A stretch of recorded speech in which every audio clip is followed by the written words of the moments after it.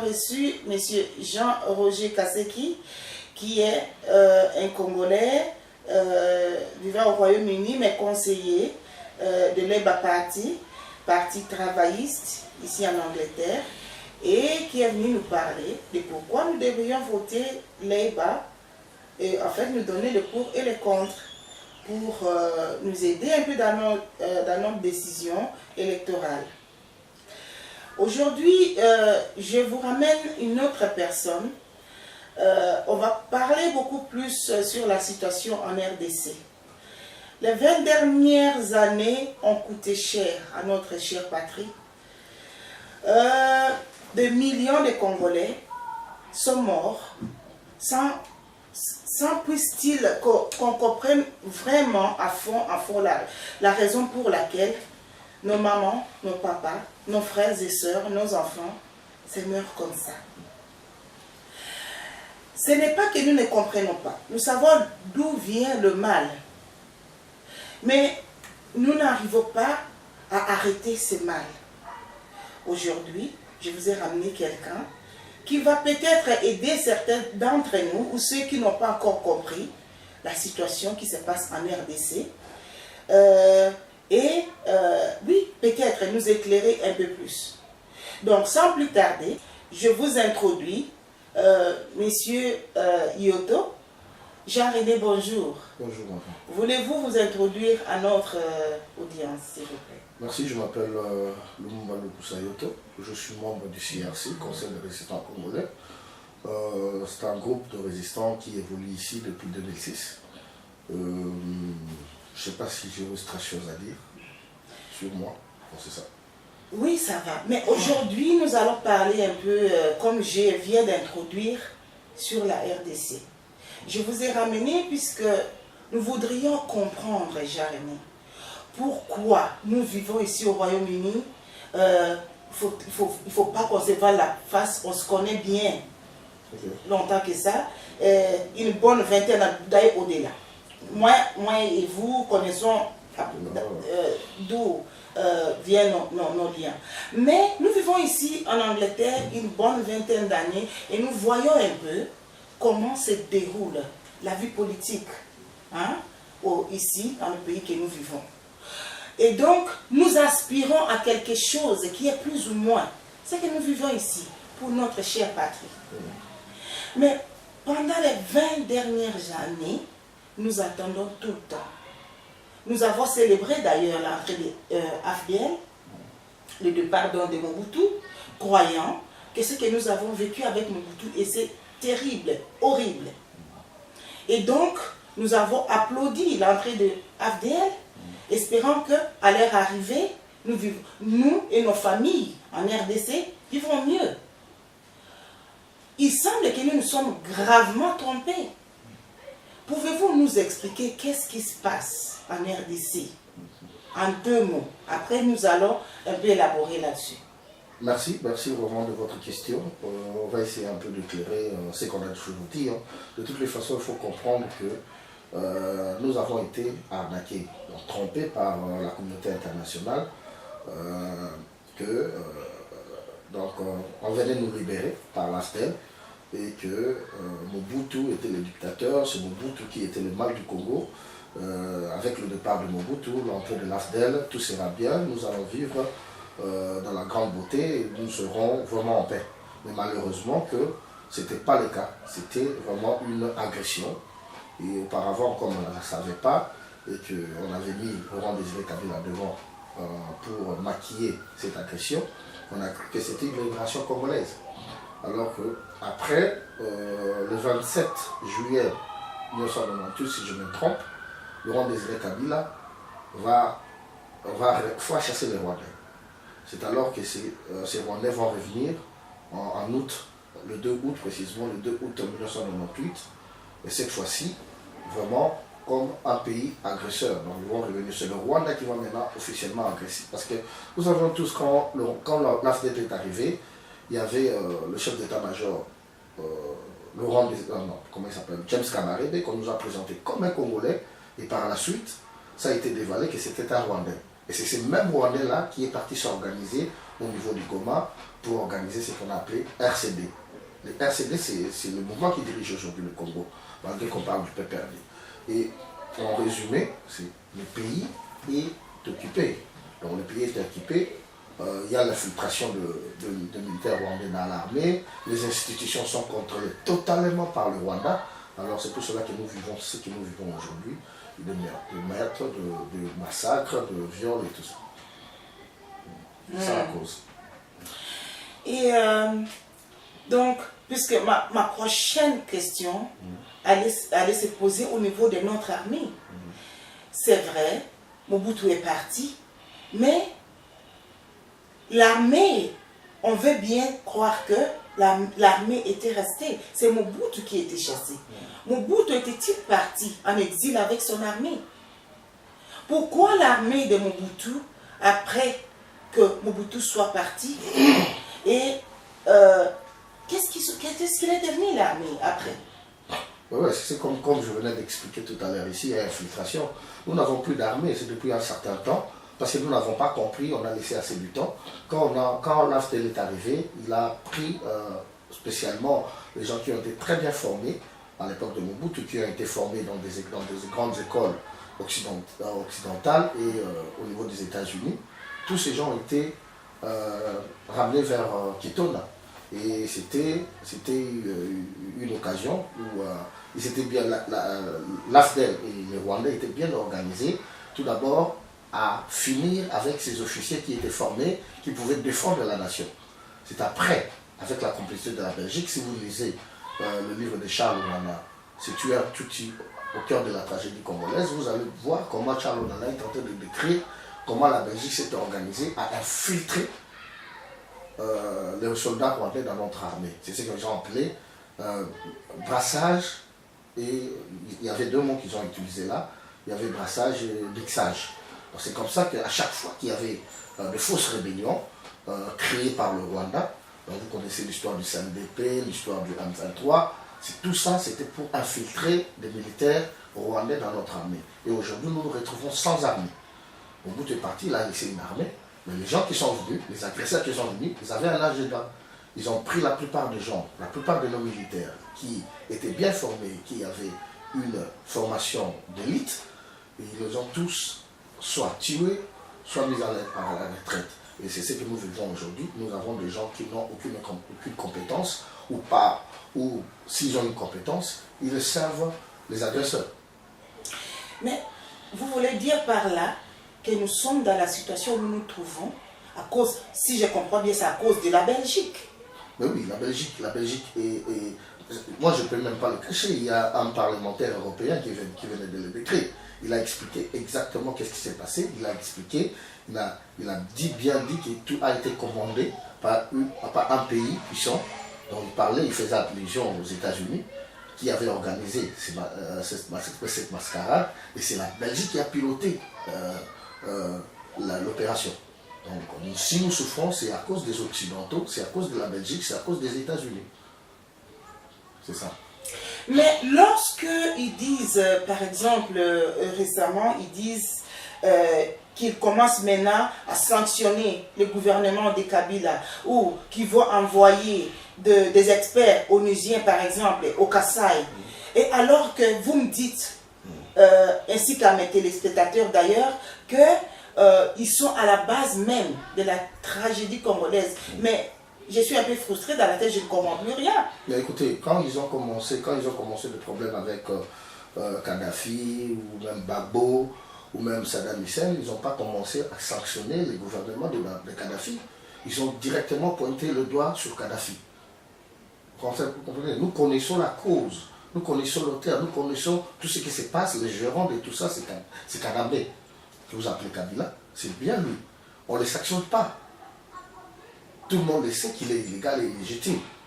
Bien que nous le savons que c'est un Rwandais qui est à la tête de notre pays, bien qu'on lui a donné un mandat par le Belge et les autres, Louis Michel, nous savons tout ce qui s'est passé, mais ils savent aujourd'hui que ce monsieur est illégal et illégitime. Il y a eu, soi-disant, des accords du 31 décembre dernier qui ne sont même pas respectés. Le monsieur n'a même pas respecté ces accords. Et on continue à lui protéger en disant qu'on a sanctionné ses ministres, on a sanctionné ses députés. Ça, c'est du n'importe quoi d'ailleurs. C'est vraiment du n'importe quoi. C'est nous tourner à bourrique. Vous comprenez? Ils connaissent les Congolais, ils connaissent que quand on va lancer des messages comme ça, les Congolais seront contents, ils seront derrière ce que nous avançons comme décision. Mais alors qu'en réalité, il n'y a rien. En réalité, le monsieur est protégé. Enfin. Par la Belgique et les États-Unis. Vous voulez dire que toutes ces sanctions, tous ces... comment dire... Non, n'est absolument rien du tout. Madame, je vais vous demander qu'est-ce qui est devenu le rapport mapping qui est sorti il y a quelques années. Qu'est-ce qui est devenu ces rapports? Qu'est-ce qu'on a fait avec? Qu'est-ce qu'on a fait avec? Où sont les sanctions? Où sont les sanctions? Où sont les sanctions? C'est de la mascarade pure et simple. Ils sont en train de vouloir faire plaisir aux Congolais en disant qu'ils ont sanctionné tel autre, mais ils savent qu'il n'y a pas d'effet. Il n'y a pas d'effet. Faire plaisir. Pensez-vous qu'ils veulent vraiment faire plaisir aux Congolais ou plutôt les endormir? Non, ils font Parce plaisir. que, comme vous avez dit tout à l'heure, ils connaissent bien les Congolais. Ils se disent, si nous disons ceci, hein, ils vont se réjouir. Mais en se réjouissant, qu'est-ce qu'on fait? On relaxe, non? Exactement. On se dit que voilà, ils s'en sont déjà occupés, eh bien, on relaxe. Donc, ils veulent nous endormir. Ils savent qu'est-ce que le Congolais va attendre. Ils savent. Ils le savent. Et pour eux, s'ils le font, les Congolais vont s'endormir pendant une période et ils vont avancer. C'est ce qu'ils font. C'est ce qu'ils font. Ils ont déjà fait ça plusieurs fois. Vous savez, avant le 19 décembre 2016 de l'année passée, vous savez combien des Occidentaux et des Américains ont défilé au Congo pour dire que non, on a dit à Kabila, il doit partir le 19 et tout ça. Vous savez tout ça. Quel était le résultat? Où en sommes-nous aujourd'hui? Pendant qu'on nous disait qu'on ne veut pas, s'il y a des négociations, c'est parce qu'on ne veut pas voir le sang des Congolais couler, il y aura beaucoup de morts, mais pendant tout ce temps, on continue à tuer. Regarde ce qui s'est passé au Kasaï. Alors qu'on nous disait que non, si on ne veut pas, si on va négocier, c'est seulement parce qu'on ne veut pas effusion du sang le 19 décembre. Mais entre la date du 19 décembre jusqu'à la signature de cette fameuse accord-là, qu'est-ce qu'il y a eu? Il n'y a eu que de morts. Jusqu'à ce jour, il n'y a que de morts. Vous connaissez l'histoire de Kamuna Samp, vous connaissez l'histoire de Monatsem avec ses adeptes. Oui. Merci déjà de nous introduire à ma prochaine question qui est le Kasaï. Vous semblez vous y connaître. Pouvez-vous partager avec moi-même d'ailleurs et mes téléspectateurs qu'est-ce qu'il en est de Kasaï? Moi, je ne comprends rien. Et j'imagine qu'il y en a plein comme moi qui ne comprennent pas grand-chose. Qu'est-ce qui se passe au Kasaï en fait? Mais c'est vrai que, écoutez, notre grand frère, ou je dirais même papa, Kobe Kipele, je l'ai suivi dernièrement, malgré que ce qu'il avait dit par rapport à Lumumba, ça s'est passé, ce qu'il venait d'intervenir, il a parlé sur le Kasaï. Mais ce qu'il a dit, c'est exactement juste. Ce qui s'est passé à Beni et continue à se passer au Kivu, c'est ce qu'ils ont apporté au Kasaï. Ils sont en train d'éradiquer des ethnies. Si on vous dit qu'on a retrouvé 42 fausses communes au niveau du Kasaï, qui organise tout ça? Mais c'est le gouvernement en complicité avec la MONUSCO qui font ça. Le seul objectif, c'est comment éliminer un grand nombre de Congolais et occuper les terres congolaises. C'est ça. Il n'y a pas de conflit, dès qu'il n'y a rien, l'objectif c'est éliminer les Congolais et occuper leurs terres. C'est ce qui se passe au Kasaï. On a toujours vécu en paix, en harmonie. Il y a des conflits qui ne manquent jamais entre les Anglais, les Écossais, et ça, on sait manager, mais on peut dire généralement qu'on vit en harmonie, on vit en paix. C'est pas par exemple si vous avez 10 enfants et 2 se battent, qui voilà, ne s'attendent pas. Voilà. Mais nous avons toujours vécu généralement en harmonie. Vous trouverez peut-être un commissaire, un chef des régions qui est par exemple un Moulouba, vous le trouverez facilement au Katanga, au Bandundu et vice versa, il sera respecté, il fera son travail. En tout cas, ça c'est le Congo, le Zaïre que moi j'ai connu. Mais c'est quoi cette histoire qui devient conflit ethnique Congo devient que l'histoire des ethnies. Oui, c'est ça, c'est ce qui est difficile. Vous savez, c'était ce que vous venez d'évoquer tout à l'heure, c'est que Mobutu avait hérité de Lumumba, parce que vous savez, Lumumba était tété là. Je ne veux pas parler de Lumumba ici parce qu'ils vont dire qu'il va parler de Lumumba parce qu'il était tété là.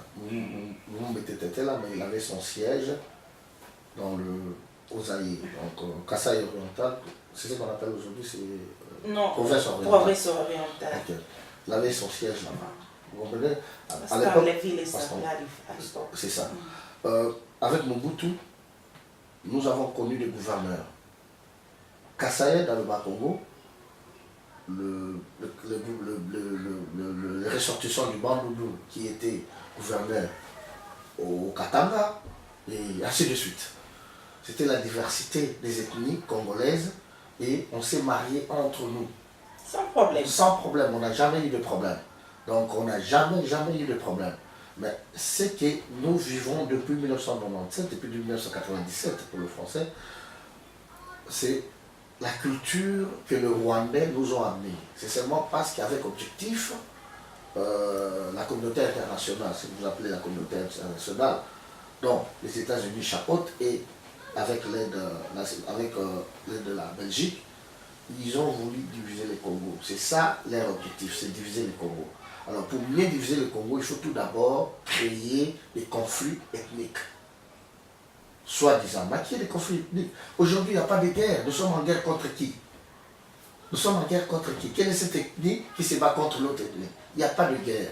Vous comprenez? C'est quelque chose qui est créé de toutes pièces, afin de faire voir au monde qu'il y a des conflits ethniques au niveau de mon pays, alors qu'il n'y a rien. Vous comprenez? C'est seulement les richesses du Congo qui fait souffrir, que nous souffrons aujourd'hui à cause de ces richesses qui sont convoitées par la communauté internationale.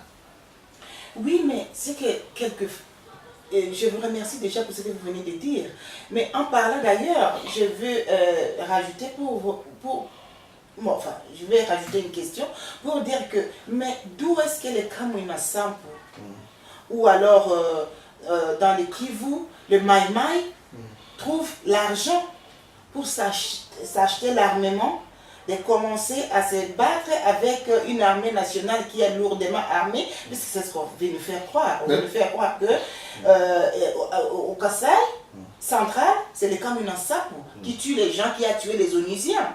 Et dans le Kivu, c'est également les Mai Mai et des milices locaux.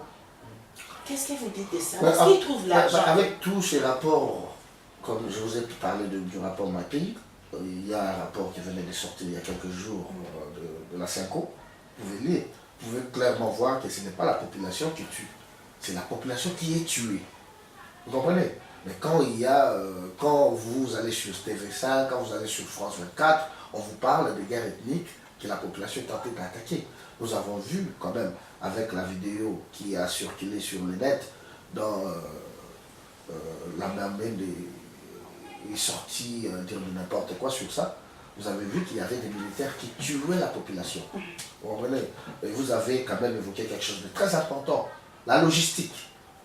Tous ces gens qu'on parle, qu'on accuse de tuer la population, comment, quels moyens ils ont pour se déplacer d'un village à un autre? Quels moyens ils ont pour se communiquer entre eux, pour organiser tout ça? Qui sont en train de préparer toutes ces fausses communes? C'est la population. Ça fait donner la réponse. Ça, déjà, tous ces grands doutes-là prouvent qu'il y a un très grand complot dont le Congolais est victime. Vous comprenez? Et ça a commencé au Kivu, ça remonte. Vous comprenez ça? Après le Kivu, ça a été au Bas-Congo, et maintenant c'est le Kasaï, et ça va passer partout. Si nous n'ouvrons pas les yeux.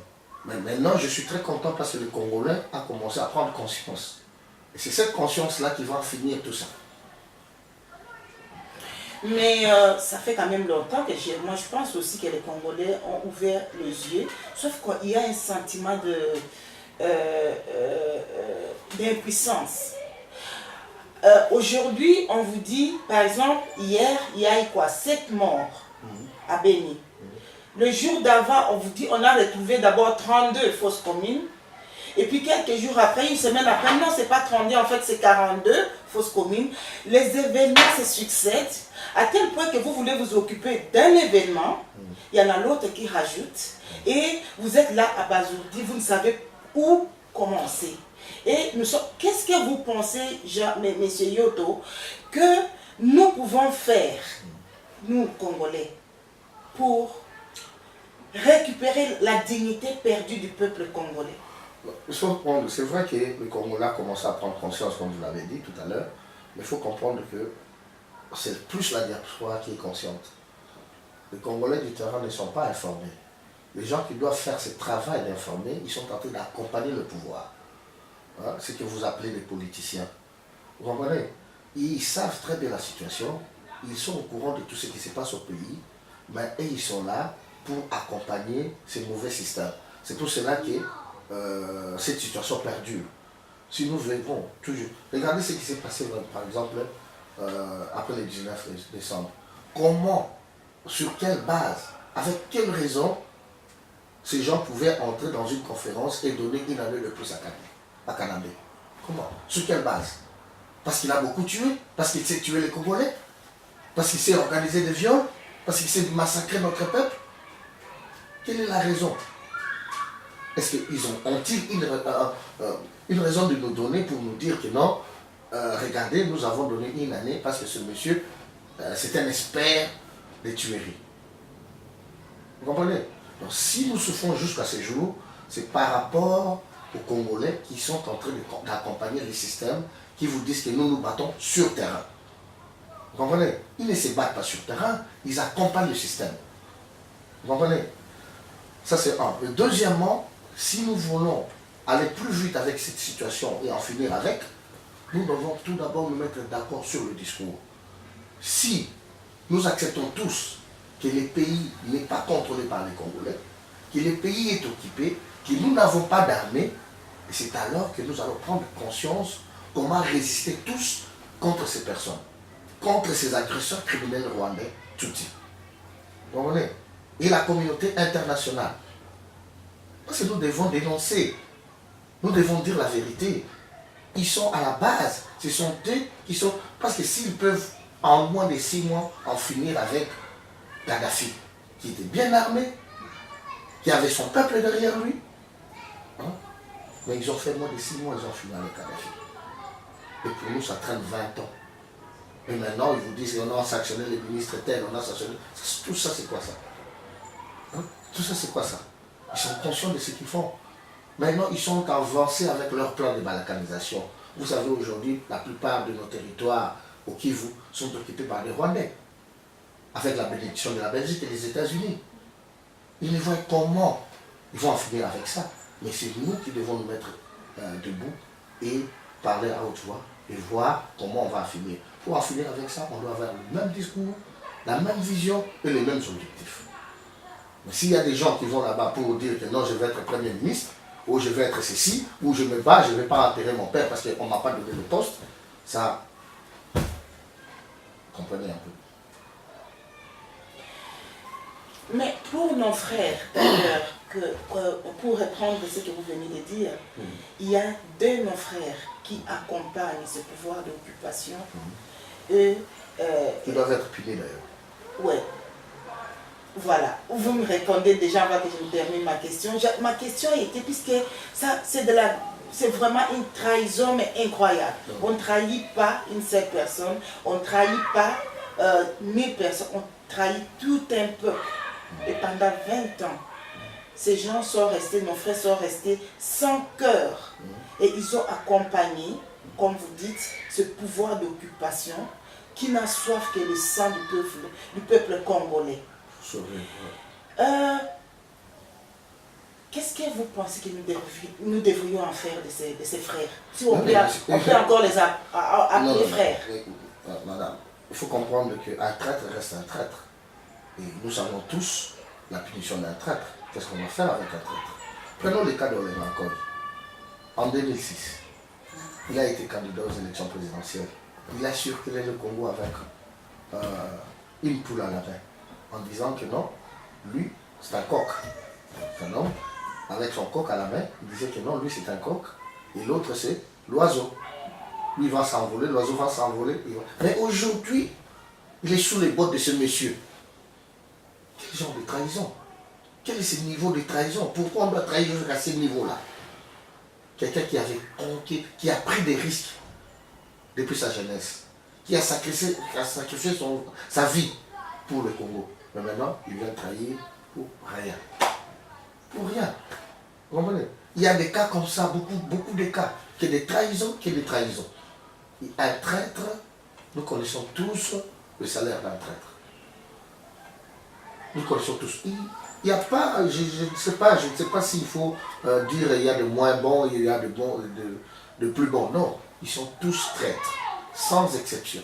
Et le malheur, c'est de voir aussi l'Église catholique entrer dans le jeu d'accompagnement. Ça, c'est très grave aussi. Tu vois, le prêtre, les gens dont on est censé faire confiance, hein, ils sont entrés dans le jeu d'accompagner le système. Ils savent tous la situation. Combien de prêtres ont perdu leur vue à cause de ça? Monseigneur Catalico, il y a beaucoup de prêtres.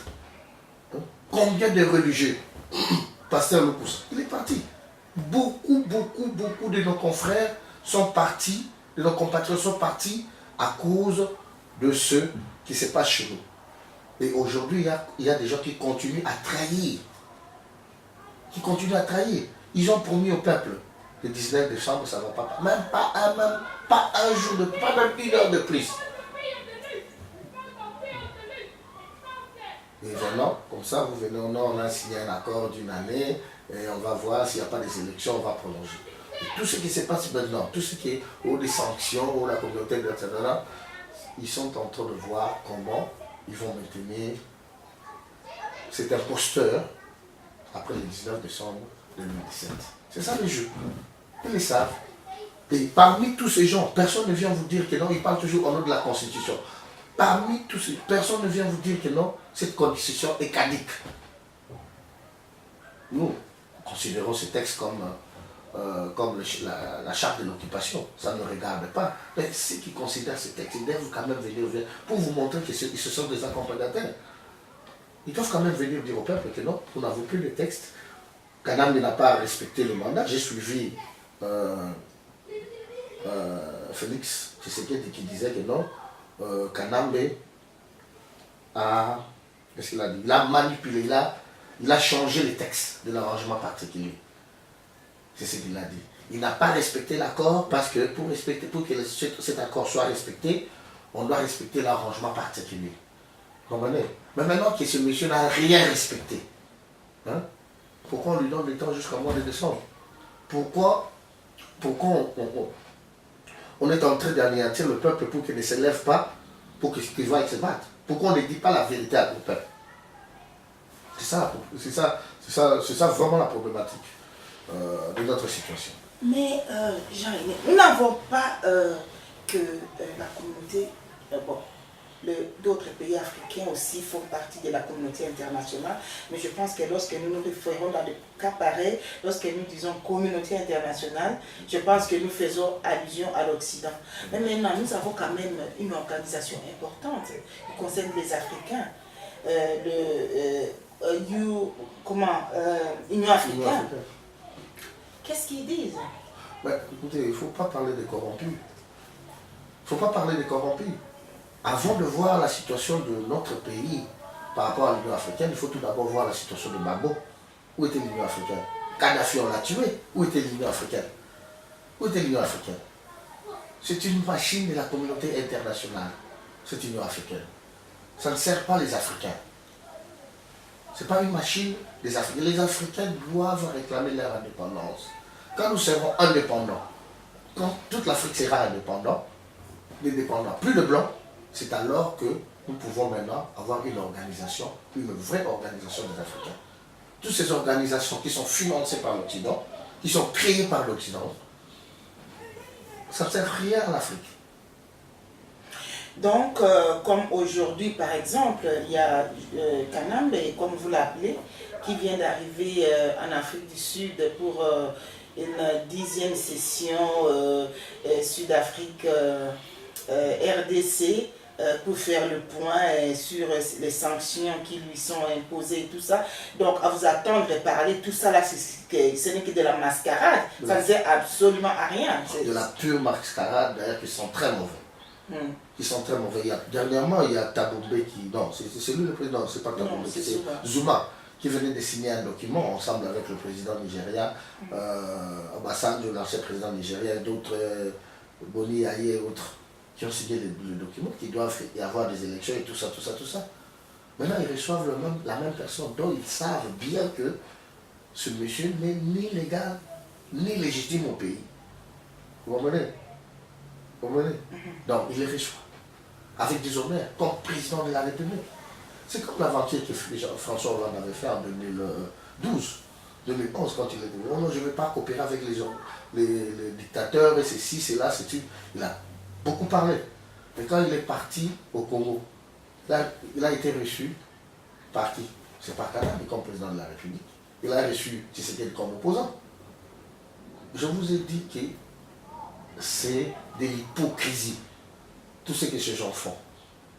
Ils font de l'hypocrisie. Ils ne sont pas peints avec le peuple.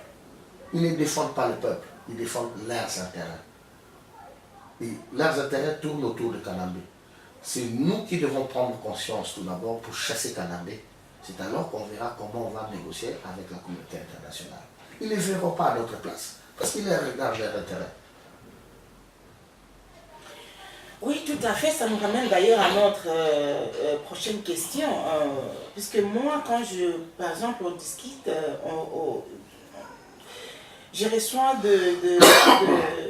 des commentaires du genre, oui, vous Congolais, vous aimez pointer du doigt d'autres nations, la communauté internationale, la Belgique, la France, la Grande-Bretagne, les États-Unis. Mais en fait, les responsables de la situation qui se passe chez vous, c'est vous-même. Parce que depuis le commencement de tous ces pays, il y a toujours eu des guerres infernales entre eux. Ce n'est que dans l'histoire récente, par exemple, qu'ils ont trouvé la paix, pour laisser prospérer leur peuple avec l'avènement d'ailleurs du temps moderne et tout. Oui. Mais maintenant, nous, Congolais, c'est vrai, vous avez dit au pays, les gens ne comprennent rien. Je vous le conçois parce que nous savons très bien que les médias ne sont pas libres au pays et on se veut de se mettre à adorer le raïs, le président en place, au lieu de dire la vérité. La vérité c'est non, la vérité c'est il faut adorer les leaders. Donc nos frères qui sont au pays n'ont pas vraiment la vision que nous avons, l'aperçu que nous avons de la situation qui se passe au pays. Mais maintenant, comment est-ce que ce que vous dites là, ce que vous savez, ce que d'autres savent, vont comment on va travailler avec nos frères qui sont au pays pour pouvoir instiguer une certaine, arracher même la liberté de notre peuple, la vraie indépendance pour la RDC. Comment est-ce que nous allons faire ça? Oui, la diaspora, nous comprenons très bien, ne veut plus rien entendre. On voit clair. Mais maintenant, il faut, puisque nous ne sommes pas au pays, on ne peut pas faire la politique des chaises vides. Donc, il faut que ça soit au pays, nos frères qui sont restés au pays, qui comprennent comme M. Yoto comprend, et qui se lèvent et disent, non, niet, ça suffit. Comment est-ce que nous allons faire ça? Ok. Tout d'abord, par rapport aux gens qui disent que nous pointons le doigt aux autres, nous ne prenons pas notre responsabilité. Mais écoutez, vous avez aussi parlé de guerres qui ont existé à l'époque, ici à l'Occident. Vous devez comprendre que ces guerres n'avaient pas d'influence. C'était un peuple contre un autre peuple qui cherchait sa liberté. Il y avait une domination qui venait et les autres résistaient contre cela. Chez nous, vous avez la MONUSCO, qu'est-ce qu'elle fait là-bas? Si c'est un problème congolais, qu'est-ce que la MONUSCO fait là-bas? Ça fait 20 ans. Nous, les Congolais, nous demandons à la MONUSCO de sortir. Qui nous laisse entre nous. Si c'est un problème congolais, nous allons le régler entre nous Congolais. Vous comprenez? Donc ça, c'est une interférence. Il faut tenir compte. Si on pointe le doigt, c'est parce qu'il y a des éléments qui sont là qui prouvent qu'il y a ingérence des Occidentaux et des Américains dans cette situation que nous vivons. On ne peut pas les mettre comme ça. Pourquoi on ne parle pas du Moyen-Orient? Pourquoi on ne parle pas du Pakistan? Parce que nous savons que ces gens vont là-bas. Vous avez suivi le parlementaire européen qui a fait une déclaration dernièrement sur notre situation. Qu'est-ce qu'il a dit? Quand les Américains se sont organisés à chasser Mobutu et à ramener l'AFDL. Et pendant qu'il y avait les guerres, Laurent Désiré Kabila, rebelle, il y avait des multinationales qui signaient des accords, qui signaient des contrats. Vous nous parlez, vous nous dites que nous ne regardons pas notre responsabilité, on ne voit que les autres. On voit que les autres parce qu'il y a de l'ingérence. Vous comprenez? Mais, pardonnez-moi de vous interrompre, mais ils disent ça parce que vous dites que lorsqu'il y avait la guerre, qui est-ce qui signait ces contrats? C'était Laurent Désiré qui est autre congolais. Qui ont ramené Laurent Désiré Kabila, qui n'avait pas des armes, qui n'avait rien, même pas un soldat. Justement, mais il aurait dû mettre l'intérêt suprême de sa nation avant même. Oui. Mais ses intérêts personnels. Et c'est ce qu'il avait fait. Quand il est arrivé en 98, il a mis l'intérêt de la nation en avant. Qu'est-ce qu'ils ont fait? Ils l'ont tué. Oui, parce que il faut avoir une certaine intégrité. Vous avez signé un contrat et vous devez le respecter. Ce n'est pas avant même de signer les contrats qu'il faut se dire je ne veux pas de la place. Ils nous ont signé le pacte de l'indépendance. Est-ce que respectent-ils cette pacte? C'est à nous de défendre notre indépendance. Mais bien sûr que oui, je t'ai dit. Donc il ne faut pas tout seulement condamner le Congolais. Vous comprenez?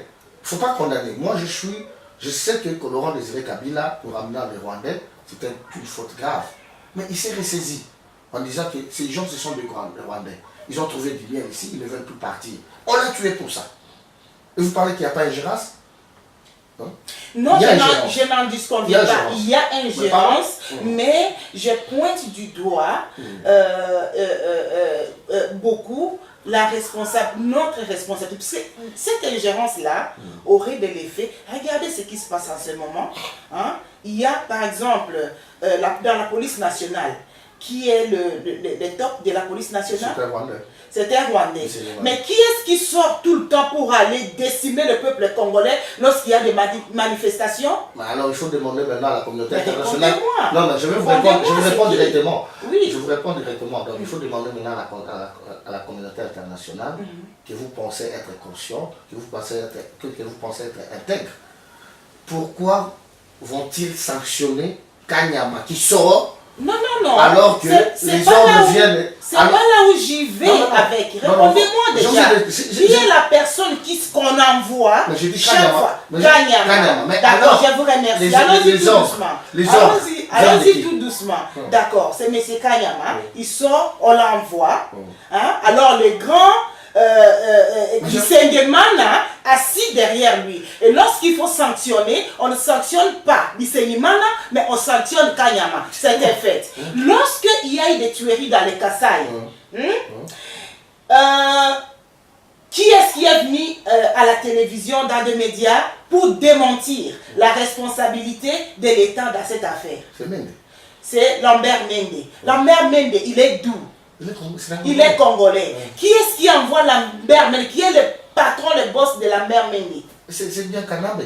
C'est Kanambe. Vous dites Kanambe, vous dites que Kanambe, c'est un Rwandais. N'est-ce pas? Et on sanctionne qui? On sanctionne le Congolais. On sanctionne Mende. Et alors, je peux encore vous donner autant d'exemples. Alors, si vous m'avez suivi. Mais pourquoi est-ce que ces Congolais, c'est à ça que moi je voulais en venir. Pourquoi est-ce que ces Congolais acceptent ce travail-là? Elles travaillent pour leur intérêt individuel. C'est bon. Pour protéger les avoirs, pour protéger, comment dire, les intérêts de la communauté dite internationale, rwandais, ougandais. C'est nos frères. Non, qui prennent les débats, qui donnent de l'ampleur. Et alors demain, vous allez voir que les autres vont dire que ce conflit-là, c'est entre Congolais. Non, c'est à cause de ces frères-là. Si vous m'aviez suivi, au début, je vous ai dit que nous n'avons pas d'armée parce qu'elle avait été infiltrée. Et nos institutions sont contrôlées par le Rwanda. Vous comprenez? le Lambert Mende, les Tambwe Mwamba, tous ces gens sont des esclaves de Rwandais. C'est pas aujourd'hui, ça commence depuis 98. Vous savez, tous ils viennent du RCD. Bon, moi je vais vous corriger avec ça dans mon émission. Je n'aime pas qu'on donne de l'ampleur aux Rwandais puisqu'ils ne sont rien. Non, moi je ne donne pas de l'ampleur, je parle de la situation, de la réalité. Ils sont des esclaves, par exemple, je parle de des la Occidentaux. C'est les Occidentaux qui amènent exactement. ces jeux dans notre pays. J'ai dénoncé les Occidentaux ici. J'ai parlé que les Occidentaux... Ils sont rien des Rwandais. Non, ils sont rien, mais ils sont utilisés. C'est l'instrument des Occidentaux. Oui. C'est la même chose quand je parle de l'ONU ou de la MONUSCO. Mais vous pensez c'est quoi? C'est un instrument des Occidentaux. Hein? Ce n'est pas un instrument des Africains. Vous comprenez? Comme j'ai qualifié même l'Union africaine aussi. C'est pour ça que je vous dis, on doit parler de Rwandais ici parce que la présence des institutions sont contrôlées, d'autres institutions sont contrôlées directement par le Rwanda, dont les ordres viennent des Occidentaux. Ça c'est connu. Donc c'est contrôlé par les Occidentaux. Oui, oui, ça c'est pas... Moi je veux... La seule préoccupation c'est quoi? Même d'autres pays, je parlais de l'Afrique du Sud, d'autres pays sont contrôlés par les Occidentaux, par les Américains. Mais nous avons un cas différent. Nous avons un cas d'infiltration de militaires rwandais dans notre armée. Nous avons un cas dont les institutions sont contrôlées directement par le Rwanda. Vous comprenez? Et tout ce qui est nos richesses, nos richesses minières sont au bénéfice aujourd'hui du Rwanda. Moi, j'aimerais vous corriger là-dessus. Le Rwanda, je pense que vous êtes en train un peu de vous contredire vous-même. L'explication que vous m'avez donnée, qui je pense tient debout, est l'utilisation du Rwanda par l'Occident pour se cacher comme ils ont toujours fait. Vous savez bien, à l'époque de l'esclavage, ce qu'ils faisaient, ils envoyaient les Arabes, non? Et ils rachetaient les esclaves à partir des Arabes. Et maintenant, qu'est-ce qu'ils font? Parce qu'ils veulent se garder sains. Qu'est-ce qu'ils font? Ils vont aller utiliser le Rwanda, utiliser l'Ouganda. Il y a des fois, ils utilisent le Burundi ou l'Angola pour faire les sales boulot au Congo. Mais ce qu'il y a, c'est que ça soit Congolais, Ougandais, Rwandais et tous ces peuples-là, nous sommes tous à la merci des Occidentaux. Non, là, si, attendez que je termine. Parce que aujourd'hui, par exemple, hein, les Occidentaux peuvent dire, ouais, on s'en est fini avec les Rwandais. La carte verte qu'on les a donnée pour faire ce travail-là au Congo, on donne ça à Burundi, on peut donner ça à l'Angola. Et du jour au lendemain, le Rwanda devient également... Non, mais là, je ne me suis pas contredit parce que vous ne m'avez pas montré là où je me suis contredit. Parce que vous dites que le minerai congolais a l'intérêt du Rwanda. Ça, je ne suis pas d'accord. Non, mais par exemple, je vais vous donner aujourd'hui, le Rwanda est le premier exportateur du coltan. Est-ce qu'il a du coltan? Vous pensez que le Rwanda... Est-ce qu'il a du coltan? Non, mais le bénéfice c'est toujours la manigance, à mon appréciation. C'est toujours la manigance occidentale. Moi, je suis tout à fait d'accord avec vous. Rwanda si je parle comme ça... Il prend les coltas congolais, il leur donne. Et puisqu'ils doivent s'expliquer où ils prennent ces coltans, ils vont dire, nous achetons au Rwanda. C'est pour ça que j'ai dit que le bénéfice... Alors qu'ils n'achètent rien. Mais c'est pour ça que j'ai dit que le bénéfice revient au Rwanda. Ça ne revient pas du coup. Si le Rwanda est en train de construire son pays, il gagne tout ça d'où? Il gagne tout ça d'où? C'est pour ça que j'ai dit que le bénéfice revient au Rwanda, ça ne revient pas aux Congolais. C'est ça mon argumentation. Vous comprenez? Donc je suis tout à fait d'accord aussi que la mainmise des Occidentaux sur tous les pays africains est là. Mais ce que j'ai dit, notre cas est particulièrement différent. Pourquoi? Parce que nous seulement, c'est pas seulement, il y a une mainmise qui contrôle le Congo, comme il contrôlait à l'époque de Mobutu, mais aujourd'hui, nos institutions sont contrôlées par le Rwanda. Et nous n'avons pas d'armée, et cette armée que nous pouvons faire confiance, c'est une armée infiltrée par des éléments rwandais. Mais vous n'allez pas me montrer, par exemple, en Côte d'Ivoire, que l'armée ivoirienne est infiltrée par des éléments burkinabés. Alors qu'il y a aussi un burkinabé à la tête de la Côte d'Ivoire. Par exemple, en Angola aussi, vous n'allez pas me dire que cette armée est infiltrée. On peut avoir des éléments congolais dans cette armée, mais ces éléments travaillent pour l'Angola. Mais c'est là, mais c'est justement là où moi... C'est nous, il y a cette différence, il y a des éléments rwandais qui travaillent pour l'intérêt du Rwanda et non pour l'intérêt du Congo. Et c'est là où j'ai tendance à dénoncer la responsabilité des Congolais. Parce que vous n'oubliez pas... Je voulais y arriver, parce que c'était la deuxième partie de votre question, oui, je voulais y arriver. Justement, parce que dans l'armée congolaise, même jusqu'aujourd'hui, il n'est pas 0 Congolais dans l'armée. Non, non, non, vous pouvez... Écoutez, la Belgique entre 80 fois en RDC. Mais la Belgique a contrôlé le Congo 80 ans. Vous comprenez? Ce n'est pas qu'il faut... Il y avait des éléments, il y avait la force publique composée des Congolais. Hein? Il y avait la force publique.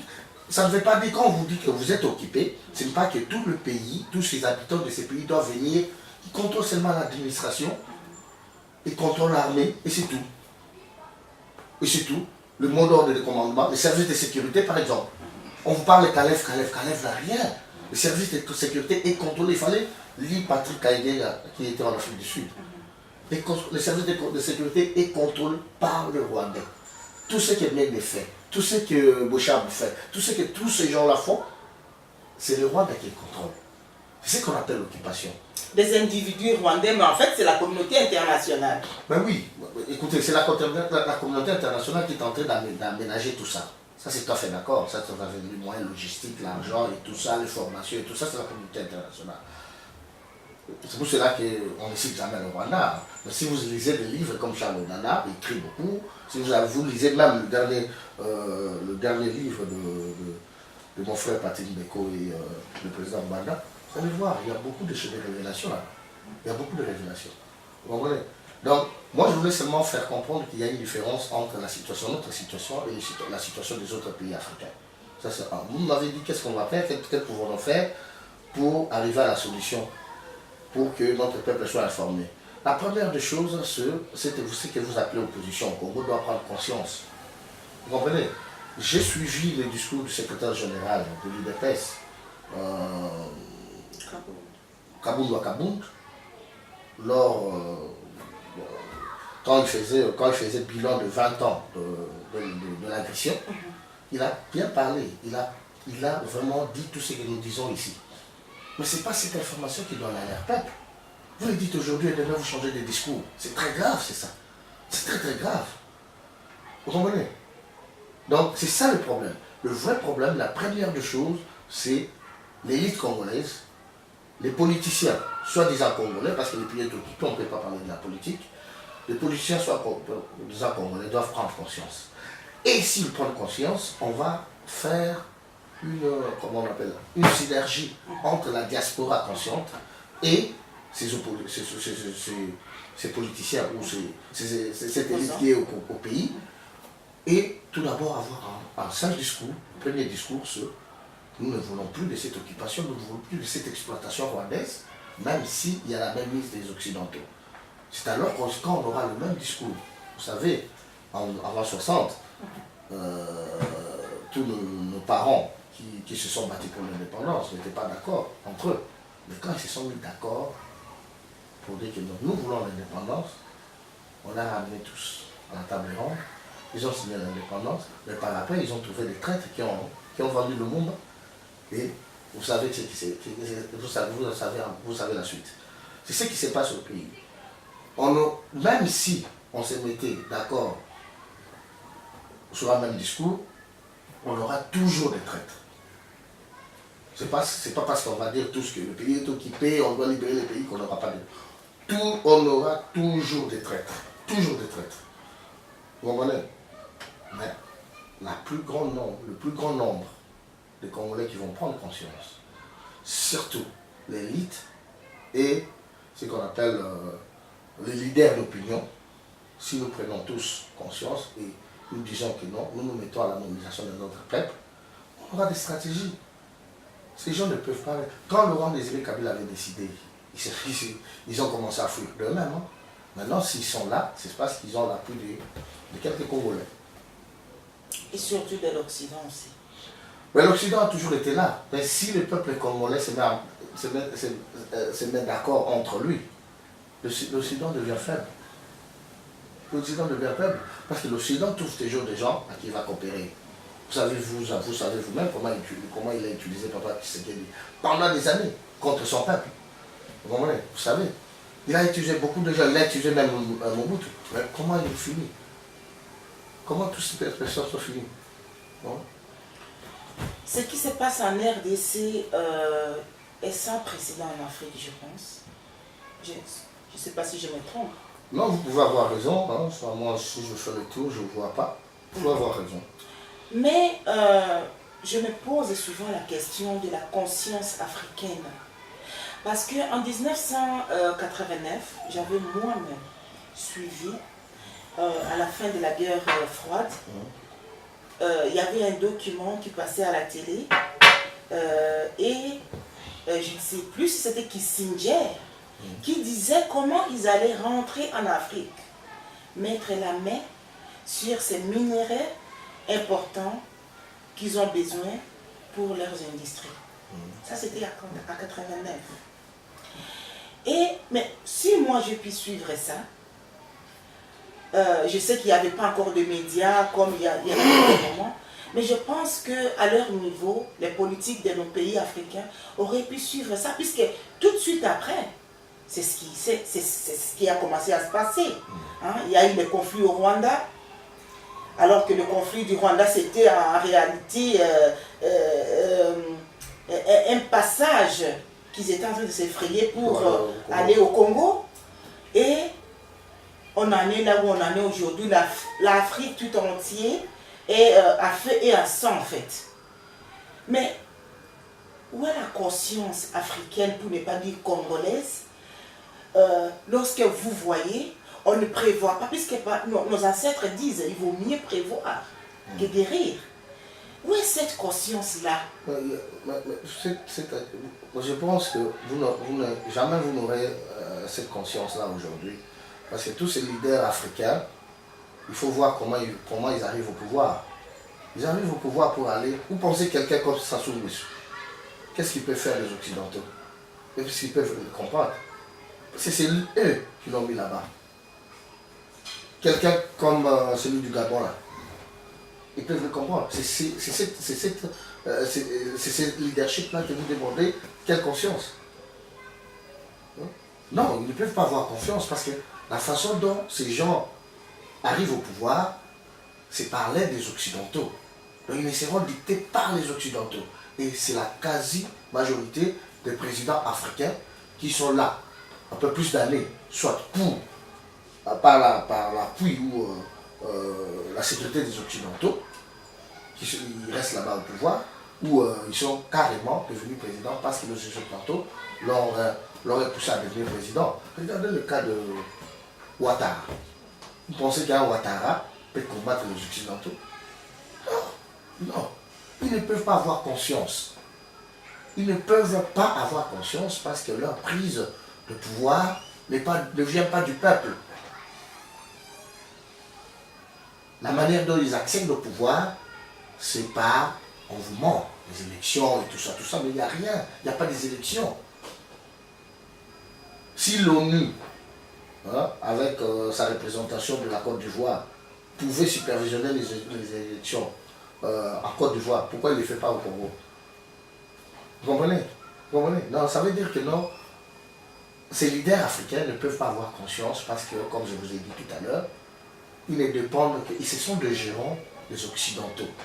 C'est pour cela que vous voyez même l'Union africaine ne tourne pas. On était en train de tuer un grand leader comme Kadhafi. Qui a parlé? Qui a parlé? Personne. Personne. D'ailleurs, on lui demandait de se soumettre.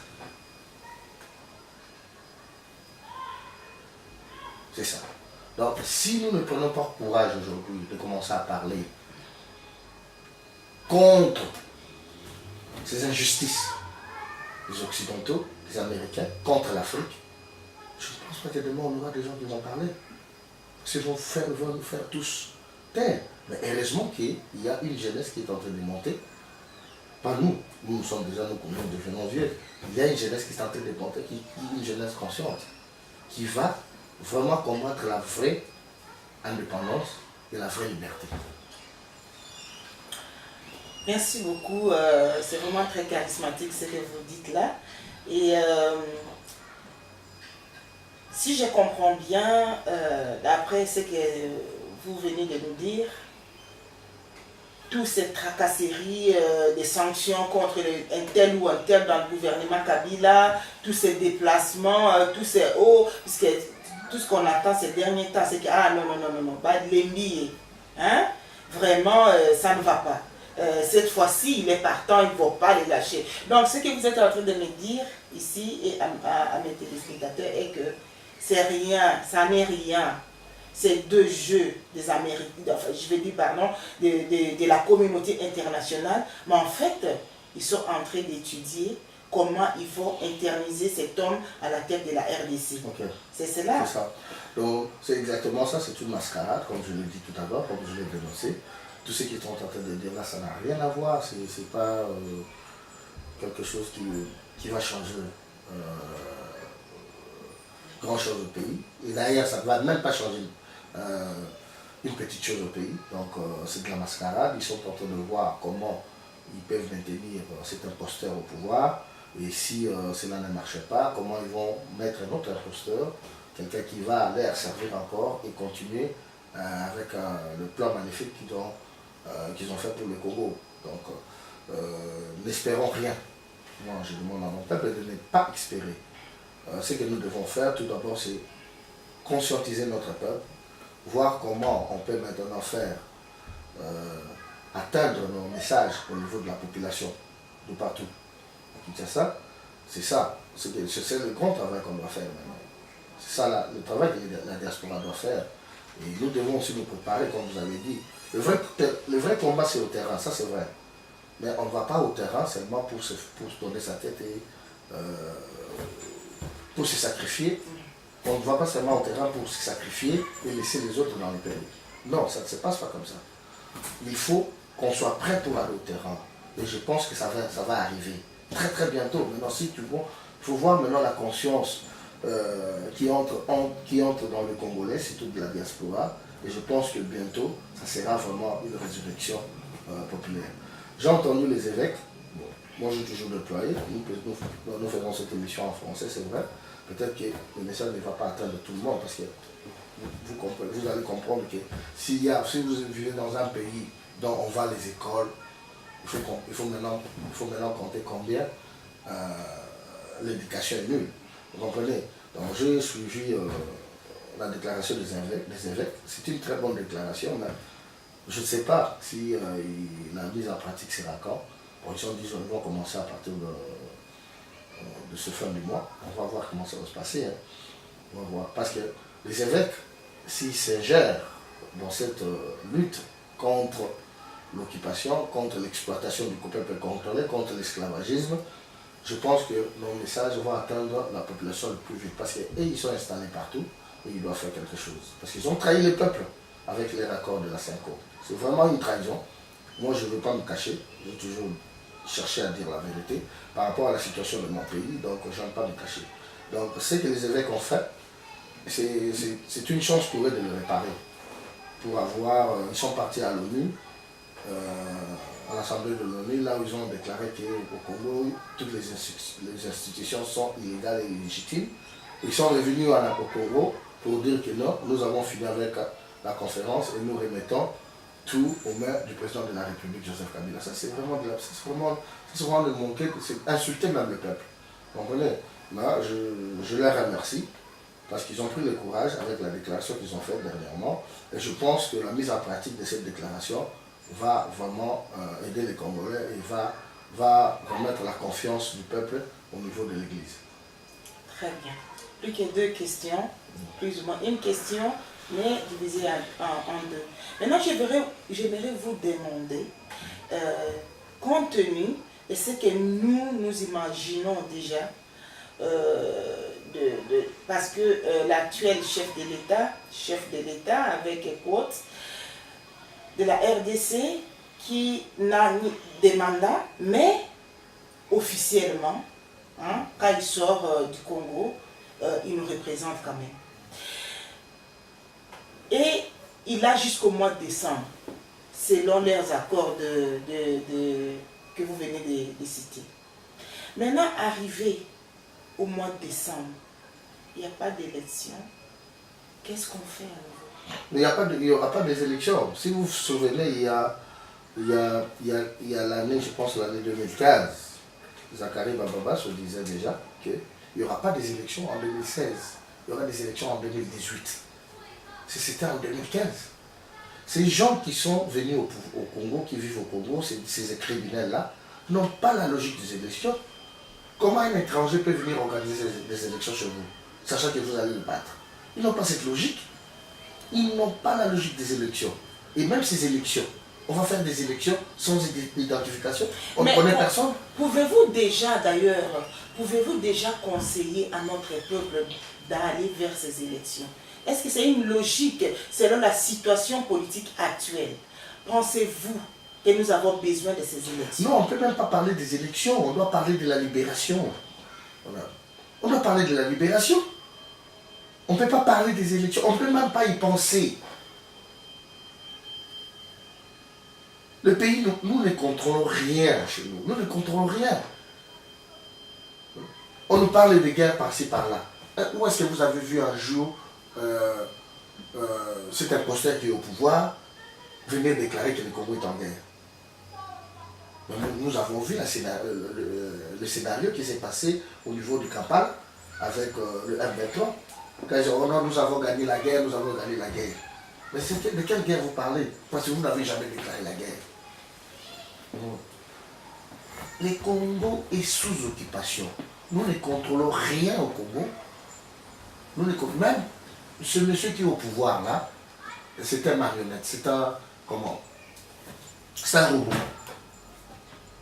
Il ne parle pas, il ne dit rien. On a tué des gens au Kasaï.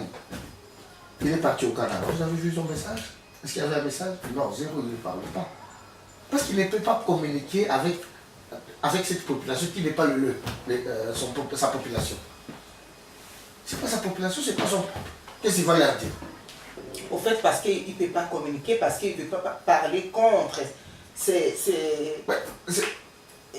D'ailleurs, quelque chose m'est venu en tête. Comme un genre, comme M. Lumbi, vous pensez que Pierre Lumbi un jour va envoyer la population dans la rue? Vous pensez? Vous savez qu'à la création du rassemblement, à la création du rassemblement, il n'y avait pas un président du rassemblement. Il y avait un président du comité des sages. Voilà. Si vous suivez Paul Capita, et je pense qu'il y a quelqu'un d'autre que j'ai oublié le nom, qui a fait une déclaration qui a dit que non, ils ont pris du temps pour discuter.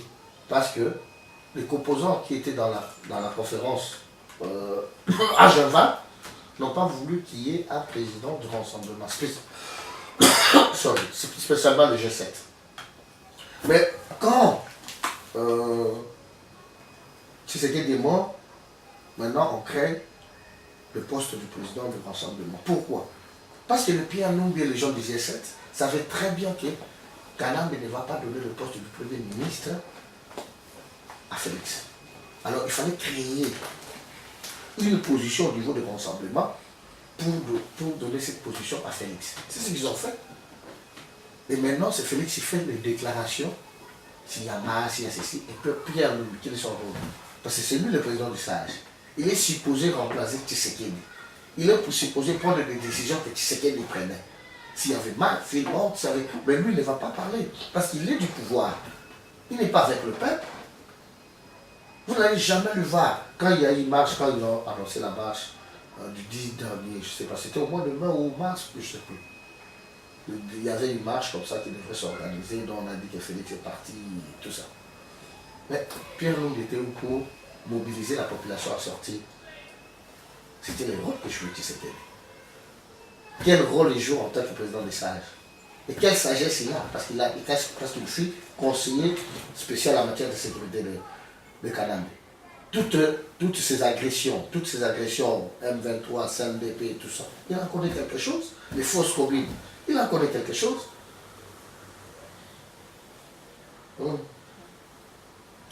Que dites-vous donc de cette vague d'arrestation qui, comme une nouvelle stratégie, j'ai l'impression, il y a de jeunes Sénégalais qui se sont fait arrêter il y a 2 jours à Kinshasa, dans le Kivu, qui en ont marre d'ailleurs de voir un pays frère, leurs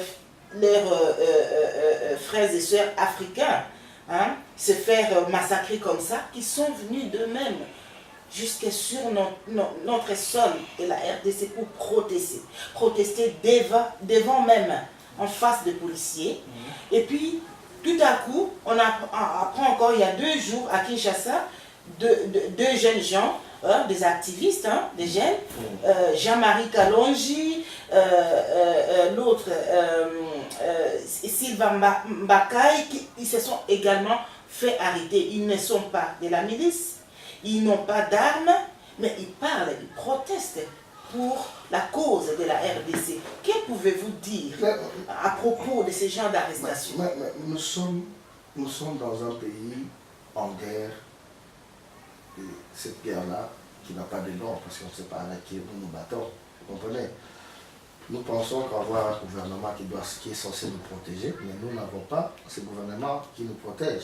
Ça, donc, nous le savons. Ça, oui, nous le savons. Et ce sont eux qui nous arrêtent. Exactement. Voilà, donc, ça, donc, on ne peut pas se poser des questions. Pourquoi cette vague d'arrestation? Non. Ma question est, que pouvez-vous dire? Je ne me pose pas la question, puisque la question, j'ai plus ou moins la réponse. Oui, ils veulent nous faire taire la jeunesse. Mais que pouvez-vous dire pour défendre ces jeunes? J'essaie de répondre à votre question pour arriver à vous dire que non. Quand vous avez des gens qui vous dirigent, qui arment la population avec des machettes pour que la population puisse s'entretuer. Le monsieur qui est maintenant à Paris ici, comme un certain qu'on appelait Francis Kalombo Solution.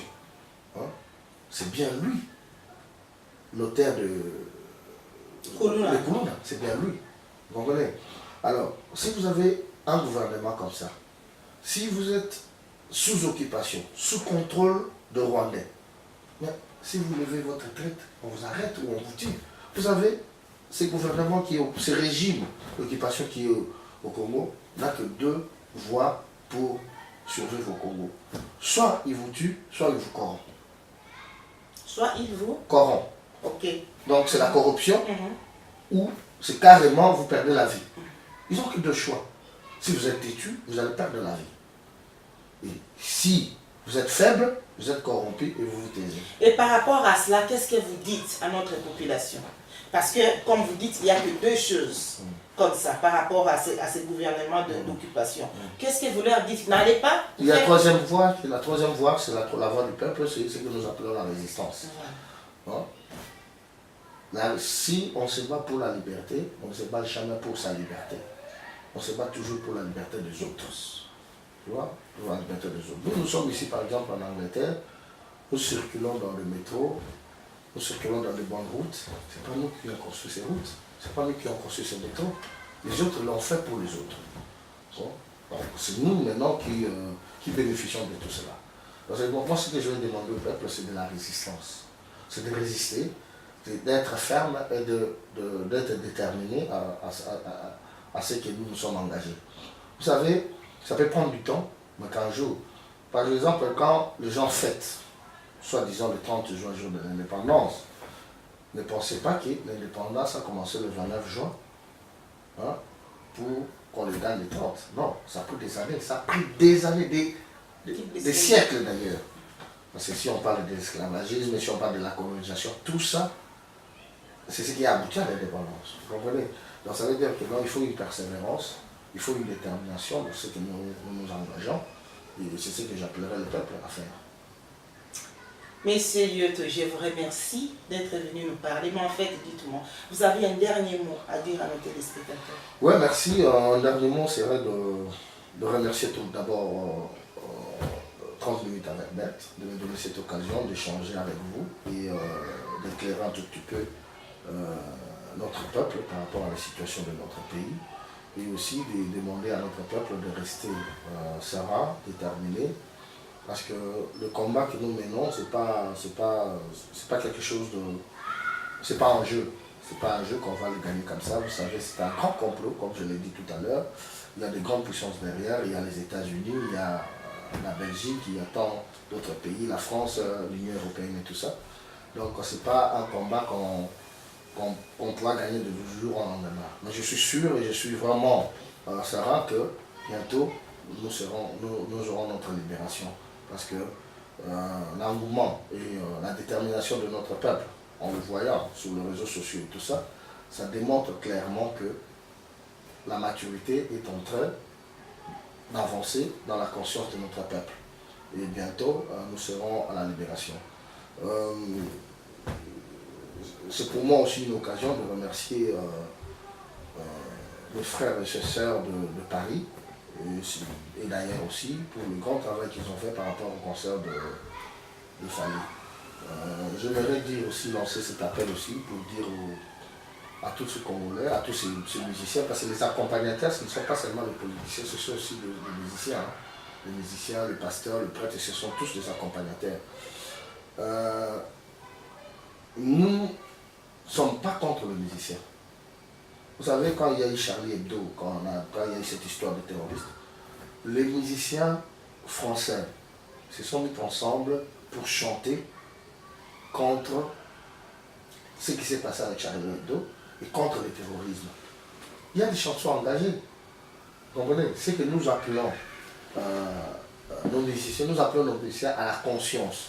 Ils ont des familles, ils ont des enfants, ils ont des enfants. Fallait venir nous dire que je vais chanter pour la malnutrition, je vais donner cet argent à l'UNICEF. Qu'est-ce que ça va changer? On ne combat pas les conséquences. Il faut combattre la cause. Et la cause, c'est l'occupation.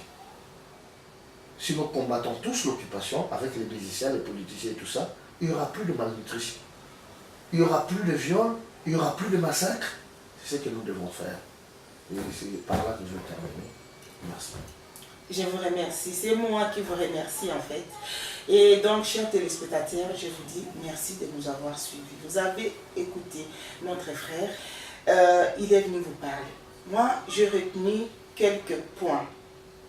L'unité nous amènera vers la vraie indépendance, la vigilance. Cherchons d'abord notre libération. Ne nous en faisons pas trop les élections puisque nous ne sommes pas libres. Les élections se font sur intérêt libre et on doit être libre pour pouvoir choisir. Nous ne le sommes pas. Donc, pensons un peu avec ces points-là et restons vigilants et restons unis puisque c'est dans l'unité que nous allons conquérir ce dont nous avons besoin. L'unité, comment dire, aidez-moi avec les termes que je... unité, stabilité, intégrité.